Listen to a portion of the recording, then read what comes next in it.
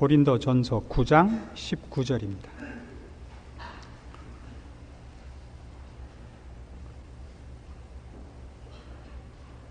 내가 모든 사람에게 자유하였으나 스스로 모든 사람에게 종이 된 것은 더 많은 사람을 얻고자 함이라. 유대인들에게는 내가 유대인과 같이 된 것은 유대인들을 얻고자 하며 율법 아래 있는 자들에게는 내가 율법 아래 있지 아니하나 율법 아래 있는 자 같이 된 것은 율법 아래 있는 자들을 얻고자 하며 율법 없는 자에게는 내가 하나님께는 율법 없는 자가 아니요 도리어 그리스도의 율법 아래 있는 자나 율법 없는 자와 같이 된 것은 율법 없는 자들을 얻고자 함이라. 약한 자들에게는 내가 약한 자와 같이 된 것은 약한 자들을 얻고자 하며 여러 사람에게 내가 여러 모양이 된 것은 아무쪼록 몇몇 사람들을 구원코자 함이니 내가 복음을 위하여 모든 것을 행함은 복음에 참여하고자 함이라. 사도 바울은 그가 여러 사람을 얻기 위하여 그 사람들을 얻기 위해서 여러 모양이 되었다는 얘기를 지금 하고 있습니다. 그런데 이 얘기는 어떤 얘기 속에 나오는 것이냐면 우상 제물 먹는 얘기 속에 들어있는 얘기입니다. 이것이 이 문제를 훨씬 깊이 이해해야 되는 깊이 이해해야만 하는 것임을 우리에게 암시하고 있습니다. 우리는 이미 고린도전서 8장 1절에서 우상 제물에 관한 새로운 주제에 들어갔습니다. 8장 1절 우상의 제물에 대하여는 우리가 다 지식이 있는 줄을 아나 지식은 교만하게 하며 사랑은 덕을 세우나니 만일 누구든지 무엇을 아는 줄로 생각하면 아직도 마땅히 알 것을 알지 못하는 것이라 하는 얘기로부터 시작된 우상 제물 먹는 얘기 속에, 그리고 이 이야기는 11장 1절까지 갑니다. 11장 1절까지 우상 제물을 먹어도 좋으냐 먹으면 안 되느냐 하는 비교적 간단해 보이는 이 문제를 8장, 9장, 10장에 걸쳐서 장황하게 설명을 해야 됐고, 그 설명 속에 복음에 참여하고자 하여 그리고 아무쪼록 한 영혼이라도 더 얻기 위하여 내가 여러 모양이 됐다는 대목에 이른 것입니다. 그래서 우리는 오늘 우리가 살펴보는 이 문제가 생각보다 어려운 문제라는 걸 기억해야 되고, 그리고 바로 이 문제야말로 어쩌면 우리 한국 사람들에게는 의식 구조상 가장 어려운 부분이 아니겠는가, 그렇게 저는 생각을 합니다. 우리는 8장에서 사도 바울이 우상 제물을 먹는 것이 가하냐 가하지 않느냐 하는 문제를 쉽게 우상을 어떻게 함께 섬긴단 말인가, 어떻게 우상 제물을 먹는가, 이렇게 쉽게 결론을 내지 않은 것을 봅니다. 고린도전서 10장 14절을 보시면 분명하게 이렇게 못을 받고 있습니다. 그런즉 내 사랑하는 자들아 우상 숭배하는 일을 피하라. 이건 분명한 일입니다. 우상 숭배는 허락되지 않습니다. 그럼에도 불구하고 우상 제물 먹는 문제는 왜 이토록 길게, 장황하게, 그리고 복잡하게 답을 해야만 했느냐 하는 것입니다. 사도 바울이 우리에게 준 답은 이거였습니다. 우상 제물 문제에 대하여 너희가 알고 있다고 생각하느냐? 너희가 알고 있다고 생각하면 너희는 아직도 모르는 것이다. 이것이 답이었죠. 8장 1절 서두부터 나왔던 답입니다. 지식은 교만하게 하며 사랑은 덕을 세우느니라. 누구든지 무엇을 아는 줄로 생각하면 아직도 마땅히 알 것을 알지 못하는 것이라. 이런 묘한, 말하자면 파라독스로 시작을 했던 것이 이 우상 제물 문제입니다. 사도 바울이 지금 관심을 가지는 것은 우상 제물을 먹는 것이 죄냐 아니냐에 있어서 고린도 교회 교인들이 우상은 없는 것이기 때문에 우상 제물을 먹을 수도 있다라는 데서부터 출발을 했습니다.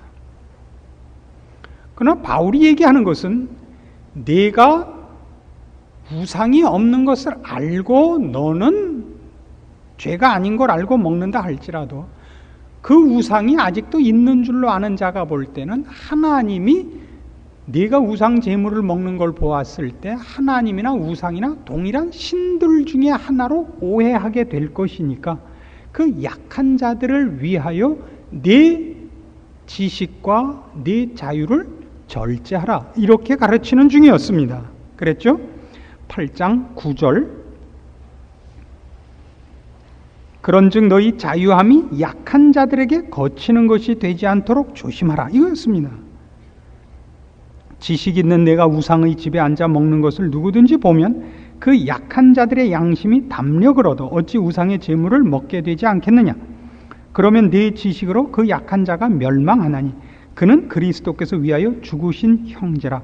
이같이 너희가 형제에게 죄를 지어 그 약한 양심을 상하게 하는 것이 곧 그리스도에게 죄를 짓는 것이니라.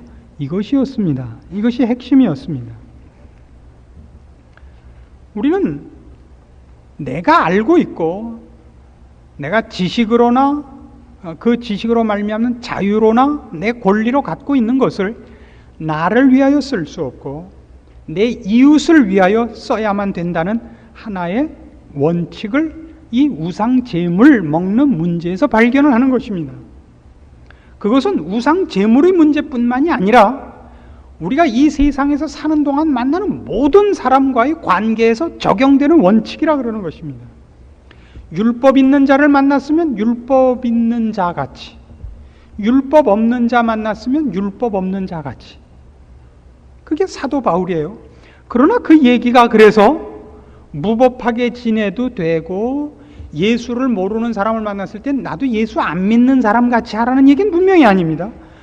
우상 제물 문제가 어디에만 걸려 있느냐 하면 우상 제물이 연장이 되었고 우상을 섬겨도 좋다, 섬기지 않아도 좋다는 분명히 아니에요. 우상은 우린 섬길 수 없습니다.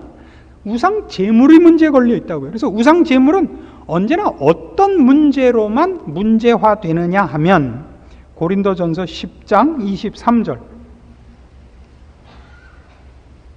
모든 것이 가하나 모든 것이 유익한 것이 아니요 모든 것이 가하나 모든 것이 덕을 세우는 것이 아니니 누구든지 자기의 유익을 구치 말고 남의 유익을 구하라. 무릇 시장에서 파는 것은 양심을 위하여 묻지 말고 먹으라. 결국 모든 우상 제물 문제는 어디로 끌고 갔냐면 시장에서 파는 물건이었다고요.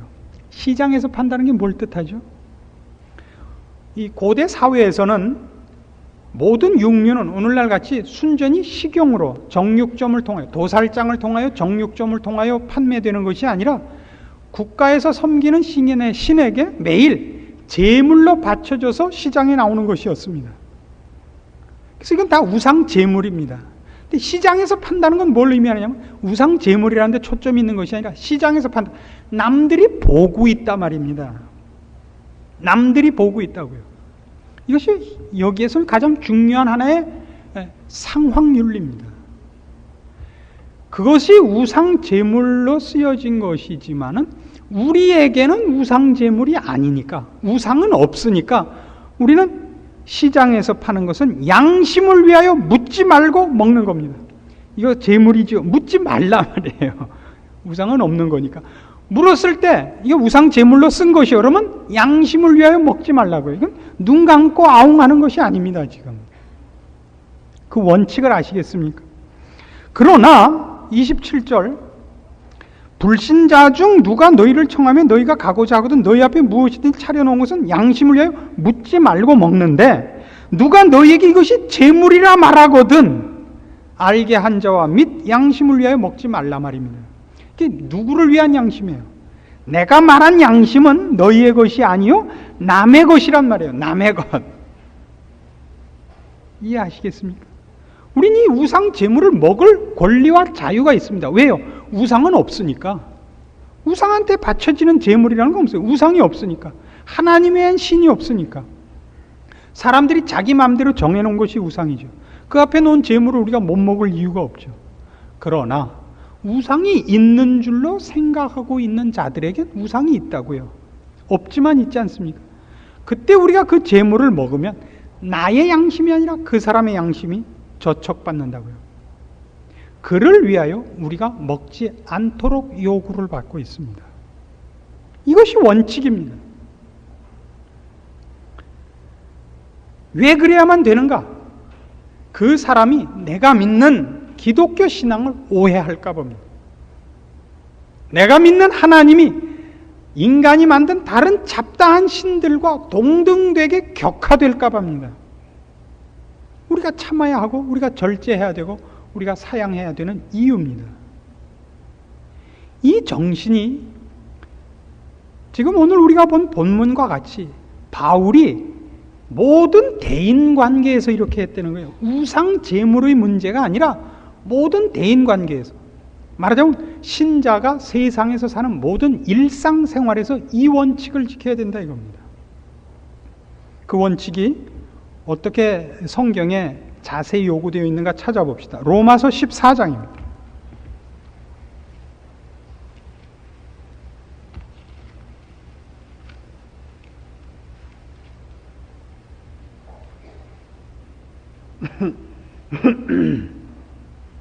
로마서 14장 1절 봅시다. 믿음이 연약한 자를 너희가 받되 그의 의심하는 바를 비판하지 말라. 어떤 사람은 모든 것을 먹을 만한 믿음이 있고 연약한 자는 채소를 먹느니라. 먹는 자는 먹지 않는 자를 없이 여기지 말고 먹지 못하는 자는 먹는 자를 판단하지 말라. 이는 하나님이 저를 받으셨음이니라. 남의 하인을 판단하는 너는 누구냐? 그 섰는 것이나 넘어지는 것이 제 주인에게 있음에 저가 세움을 받으리니 이는 저를 세우시는 권능이 주께 있음이니라. 자, 이 어떤 사람, 2절 보세요. 어떤 사람은 모든 것을 먹을 만한 믿음이 있고, 이건 지금 고린도 교회에서 우리가 목도한 바와 같이 우상이 없다는 걸 아는 사람입니다. 그래서 우상 제물을 먹을 신앙적인 실력이 있습니다. 신앙의 지식이 있습니다. 믿음이 연약한 자는 채소를 먹습니다.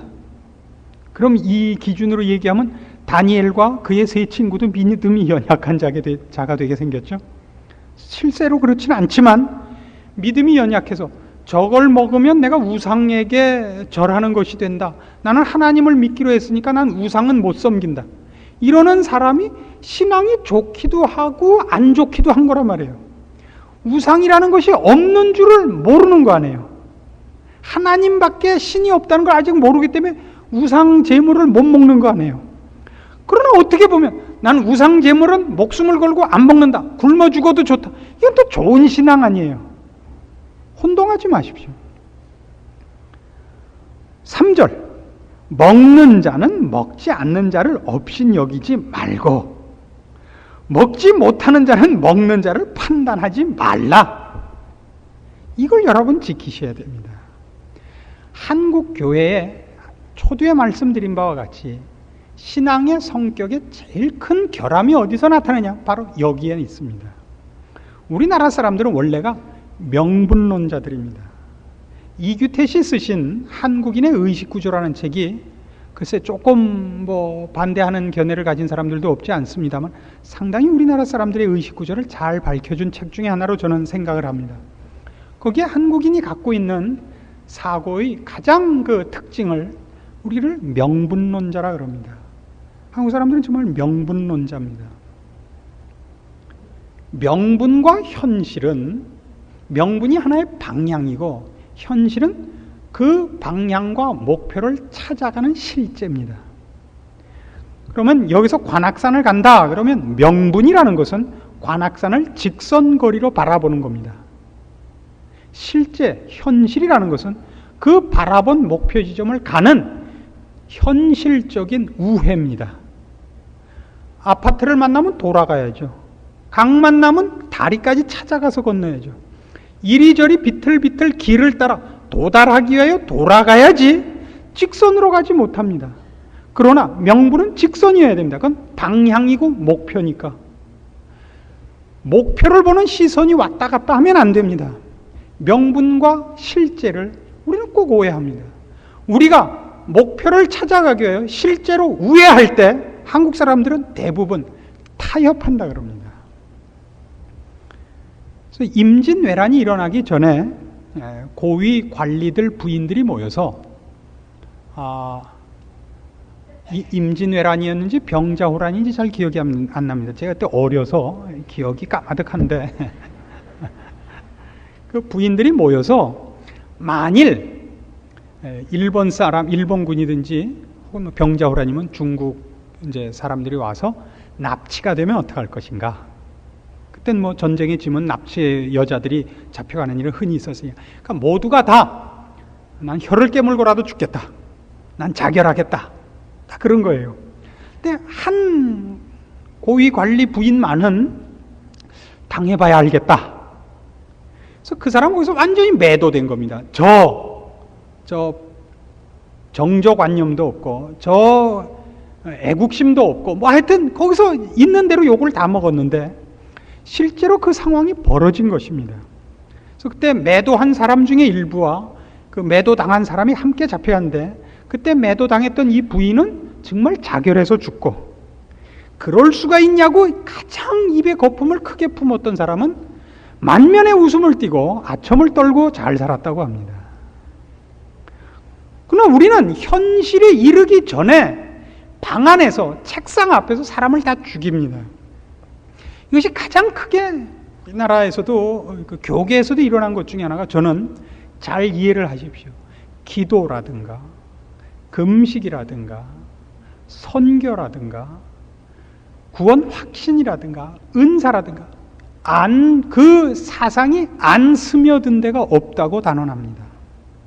그것이 무엇으로 증명이 되냐면, 지금 로마서 14장은 우리가 지금까지 살펴온 이 원리대로 하자면, 사도 바울이 한 얘기대로 하자면, 연약한 자의 그 연약함을 우리가 감당하도록, 그걸 버티도록 옆에서 위로자가 되고 도움이 되는 자가 되어야 되는데, 교계에 어떤 좋은 운동이든지 일어나면 그것으로 연약한 자를 일어나도록 위로한 예가 거의 없이, 그러지 않는 자에게 철퇴를 가하는 명분이 되곤 했습니다.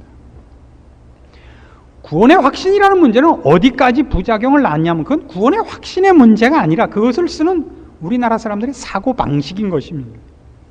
제가 아는 어떤 목사님은 결혼할 때, 이제 목사가 돼서 결혼을 하게 됐는데, 부인하고 함께 자기가 자라난 교회 목사님께 이제 주례를 부탁을 하러 갔습니다. 목사님이 앉혀놓고 뭘 물었느냐 하면, 구원 확신이 있는가를 물으셨다고요. 자기 교회에서 자란 자기 제자 목사와 그의 부인이 될 사람을 앉혀놓고, 이런 일들이 왜 일어나는지 아십니까? 본인은 복음에 충성하고 주님께 충성하는 일이 그거라고 생각을 해서 자기가 충성하는 것이 상대방에게 어떤 파급 효과가 있느냐는 전혀 생각을 안 하고 있습니다.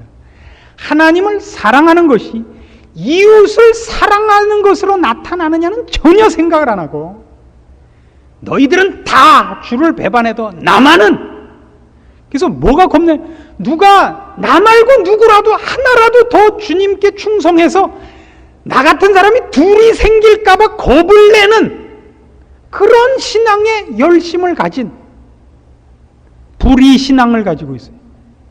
둘이 될 수 없는 신앙. 그래서 누가 나와 비슷할까봐 겁을 내는 신앙들이 다 돼버린 것 같습니다. 제가 여기서 열을 내는 것을 여러분 좀 이해를 해 주십시오. 제가 열을 내야 되는 것보다 훨씬 적게 내고 있는 겁니다.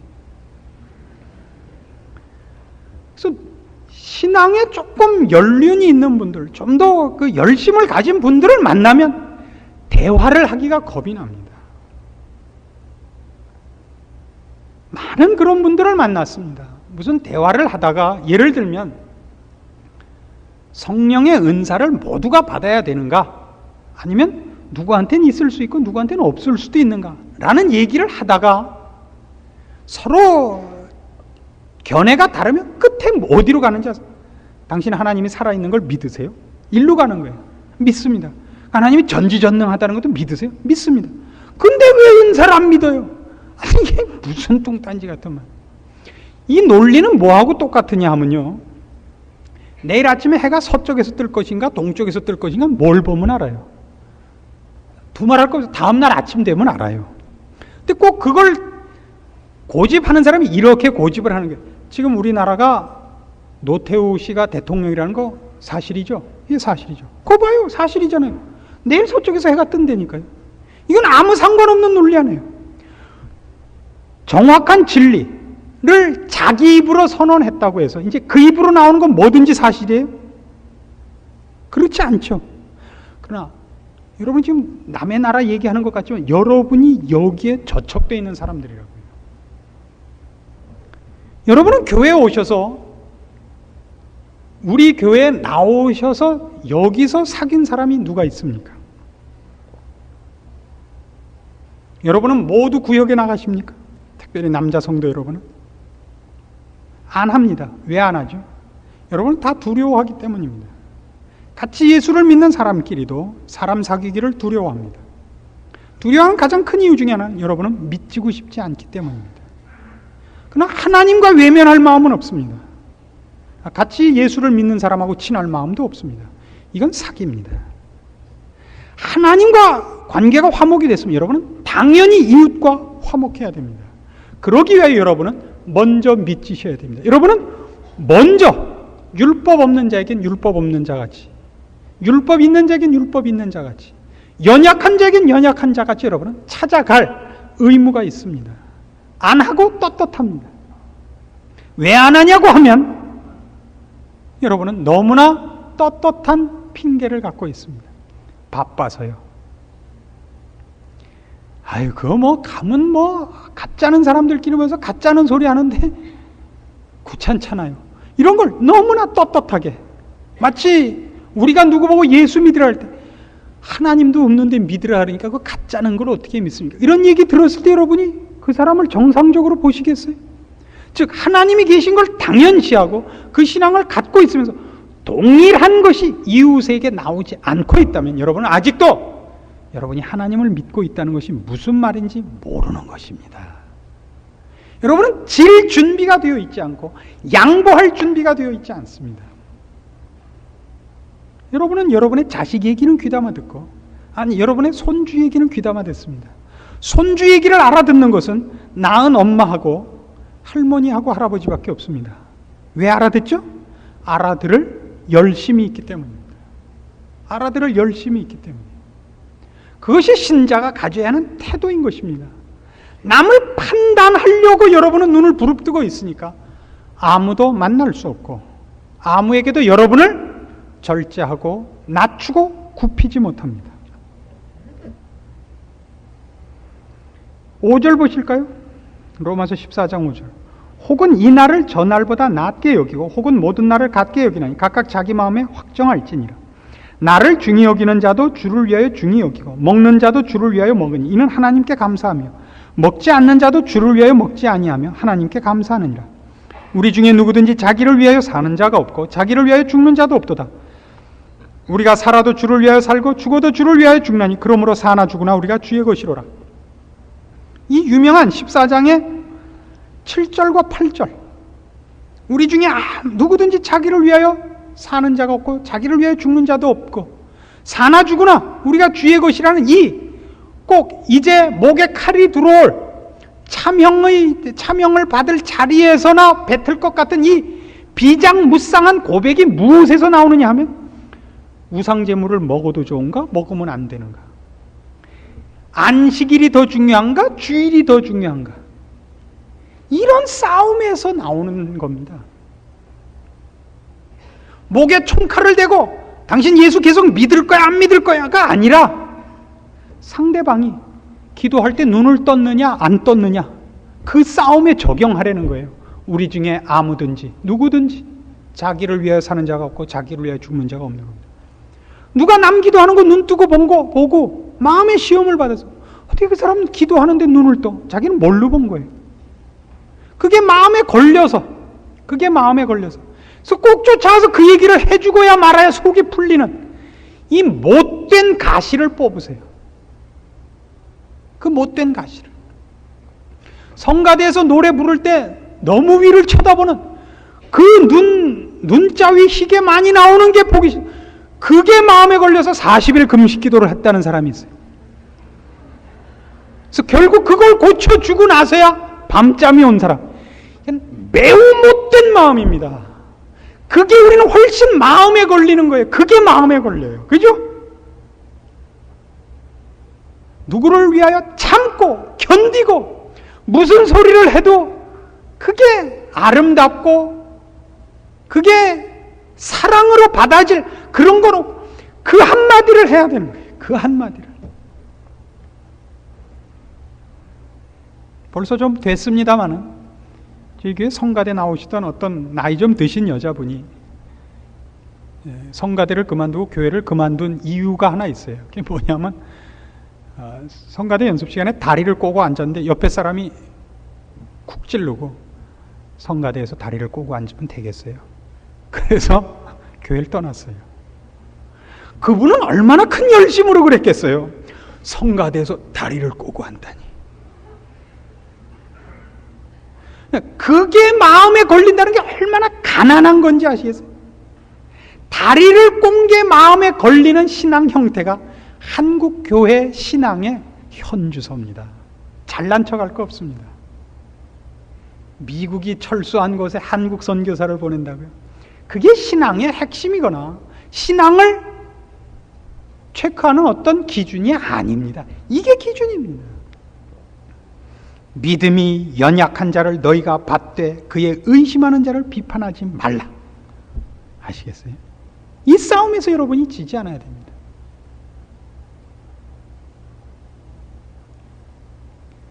같은 로마서 14장 13절로 가보십시다. 그런즉 우리가 다시는 서로 판단하지 말고 도리어 부딪힐 것이나 거칠 것으로 형제 앞에 두지 아니할 것을 주의하라. 내가 주 예수 안에서 알고 확신하는 것은 무엇이든지 스스로 속된 것이 없으되 다만 속되게 여기는 그 사람에게는 속되니라. 만일 식물을 인하여 네 형제가 근심하게 되면 이는 네가 사랑으로 행치 아니함이라. 그리스도께서 대신하여 죽으신 형제를 네 식물로 망케하지 말라. 망케하지 말라. 이 식물이 무슨 식물이겠어요? 우상제물 먹는 문제. 그것이 다른 사람에게 부덕하고도 여러분이 그것을 절제하셔야 됩니다. 다시 한번 고린도전서 8장으로 가보십시다. 우리가 다루고 있는 이 문제 최고의 원리를 이미 우상제물의 서두에서 보았습니다. 우상의 제물에 대하여는 우리가 다 지식이 있는 줄을 아나 지식은 교만하게 하며 사랑은 덕을 세우나니 만일 누구든지 무엇을 아는 줄로 생각하면 아직도 마땅히 알 것을 알지 못하는 것이라. 그렇습니다. 어디로 가야 됩니까? 사랑으로 가야 됩니다. 지식으로 가면 안 됩니다. 그럼 지식이 없어도 되느냐? 그 얘기는 아닙니다. 지식은 우리를 어디로 인도하느냐 하면 상대방을 용납하고 인도하여 우리가 아는 지식에 그 사람을 도달시키기 위한 지식으로 가야 됩니다. 그래서 그 지식이 사랑이라는 방법으로 쓰여져야 됩니다. 그 내용이 지식이라는 내용이 지식이라는 방법으로 사용되면 그건 언제나 정죄와 잘난 척으로 갑니다. 그 지식의 내용과 목적지를 사랑으로 인도해서 상대방이 그 지식에 도달하도록 해야 됩니다. 그러기 위해 맨 처음 해야 하는 것, 기다리는 것입니다. 상대방 편을 드는 것입니다. 그것이 사도 바울이 얘기하는 모든 사람을 대하여 모든 사람같이 됐다는 고백입니다. 그를 비판하러 가지 않습니다. 그를 정죄하러 가지 않습니다.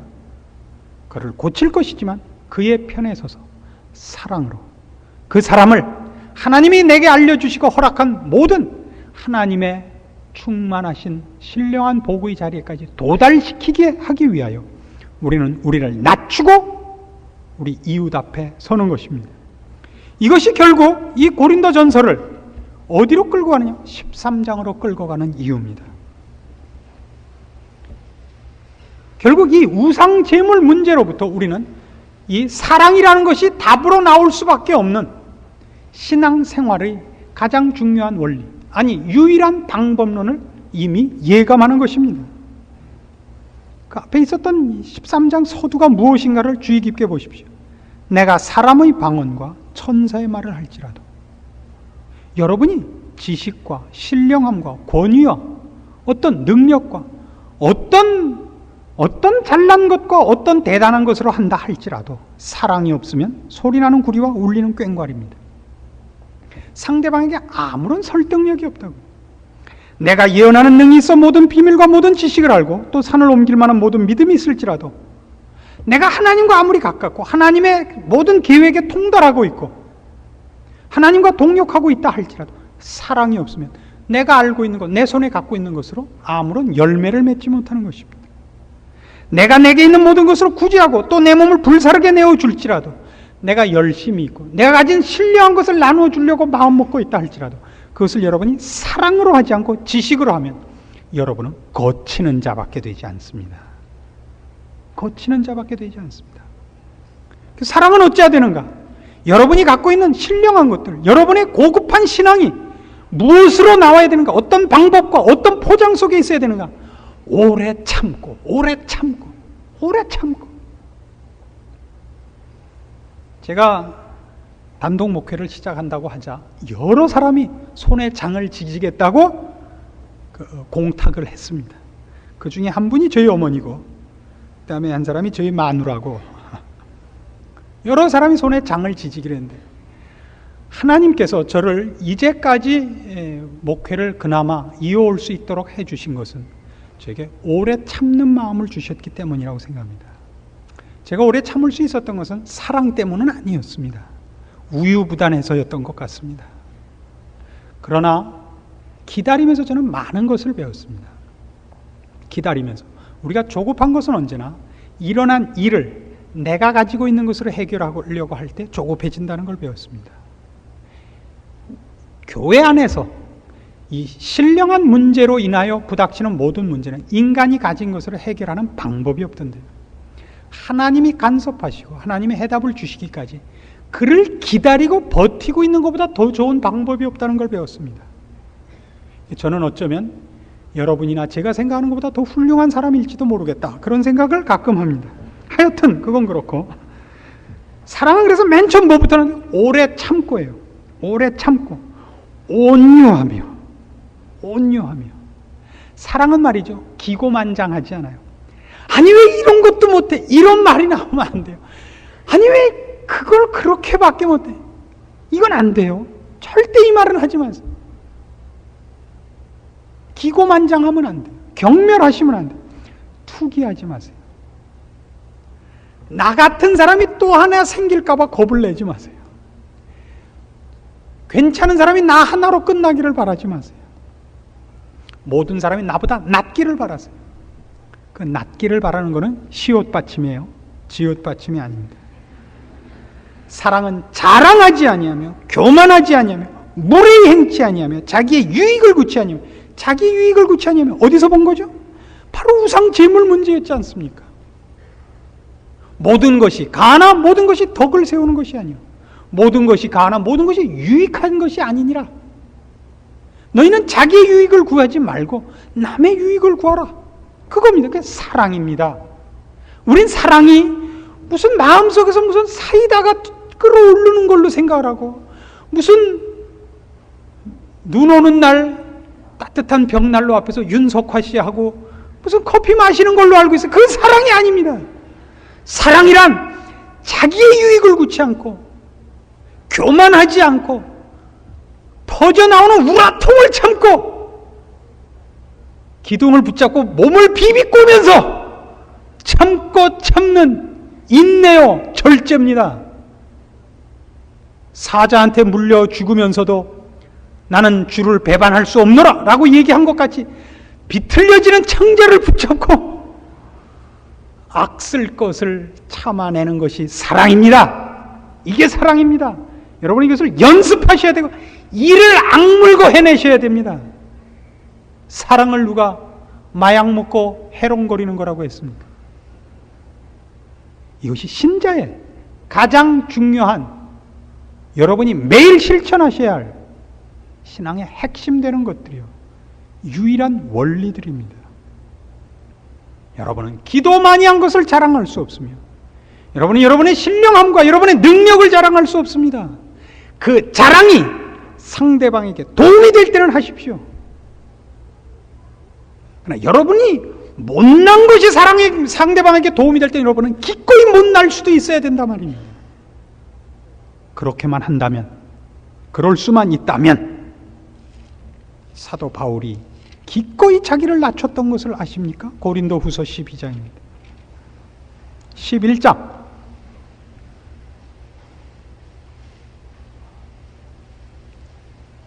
고린도 후서 11장 22절.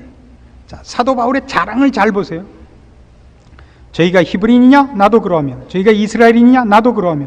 저희가 아브라함의 씨냐? 나도 그러하며. 저희가 그리스도의 일꾼이냐? 정신없는 말을 하거니와 나도 더욱 그러하도다. 내가 수고를 넘치도록 하고 옥에 갇히기도 더 많이 하고 매도 수없이 맞고 여러 번 죽을 뻔하였으니 유대인들에게 40에 하나 감한매를 5번 맞았으며 3번 태장으로 맞고 1번 돌로 맞고 3번 파손하는데 일주일을 기품에서 지냈으며 여러 번 여행에 강의 위험과 강도의 위험과 동족의 위험과 이방인의 위험과 시내의 위험과 광야의 위험과 바다의 위험과 거짓 형제 중의 위험을 당하고 또 수고하며 애쓰고 여러 번 자지 못하고 줄이며 목마르고 여러 번 굶고 춥고 헐벗었노라. 주를 향한 사도 바울의 열심입니다. 그의 몸을 정말 불사르게 내어준 것입니다. 그럼에도 불구하고 이외 일은 고사고 오히려 날마다 내 속에 눌리는 일이 있으니 곧 모든 교회를 위하여 염려하는 것이라. 누가 약하면 내가 약하지 아니하며 누가 실족하게 되면 내가 애타하지 않더냐. 그런 사랑을 갖고 있습니다. 주를 향한 헌신의 열심과 교회를 향한 사랑이 있습니다. 그러나 그가 무엇을 자랑하는가 보십시오. 그가 얼마나 대단한 위인인가를 자랑하지 않습니다. 내가 부득불 자랑할진대 나의 약한 것을 자랑하리라. 주 예수의 아버지 영원히 찬송할 하나님이 나의 거짓말이 아니하는 줄을 아시느니라. 다메섹에서 아레다 왕의 방백이 나를 잡으려고 다메섹 성을 지킬새 내가 광주리를 타고 들창문으로 성벽을 내려가 그 손에서 벗어났노라. 이건 얼마나 느닷없는 고백입니까? 그는 5번 40에 하나 감한매를 5번 맞고 3번 태장으로 맞고 파손당하고 강도를 만나고 죽을 뻔한 게 한두 번이 아닙니다. 우리는 그의 주를 향한 열심과 충성심과 장렬함을 봅니다. 교회를 향한 그의 애타는 사랑을 봅니다. 누가 약하면 내가 애타하지 않더냐 하는 그의 사랑의 그 기품을 봅니다. 그래놓고 뭘 자랑해요? 나 광주리 타고 도망갔다. 너에게 도움이 될 수만 있다면 나는 기꺼이 쪼다가 되겠다. 나는 기꺼이 못난이가 되겠다. 이게 진정한 사랑입니다. 우리는 사랑을 입에 담고 다니고 사랑을 외쳐도 그걸 위하여 자기가 바보가 되는 일은 아무도 하지 않습니다. 아무도 지려고 하지 않습니다. 그래서 여러분 하나가 있는 곳에 여러분 때문에 위로를 받는 사람이 없습니다. 우리는 모두 전우의 시체를 넘고 넘어옵니다. 온통 여러분 우리 주위에 있는 사람들을 밟고 디디고 일어나서 누가 더 높은가를 자랑하는 성경이 요구하지 않은 신앙의 자랑거리들로 훈장을 삼고 있는 미련한 사람일 수도 있습니다.